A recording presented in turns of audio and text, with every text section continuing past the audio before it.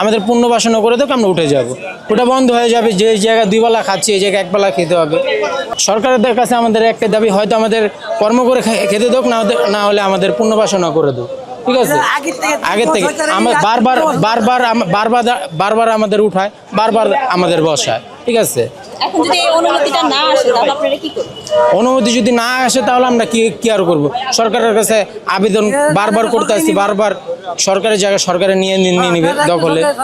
আমরা তো এখানে দখলে না, আমরা এখানে চাকরি করি। আমাদের চাকরি করার স্থানটা যদি নষ্ট হয়ে যায় তাহলে আমাদের তো আর কিছু করার নেই, বলেন। এই যে আজকে দোকানটা উঠায় দিছে, আজকে আমার ঘরের বাজার বন্ধ, এটা কে দিবে? সরকার দিবে না।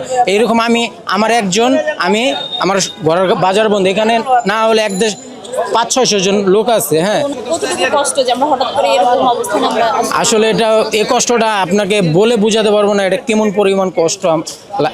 এই যে দেখেন, সকাল থেকে আইসা দোকানপাট উঠায় দিল, ভাঙচুর করলো, এটা তো ঠিক না আপু, বুঝতে পারছেন? আমাদের এখানে এটা হলো কর্মস্থান।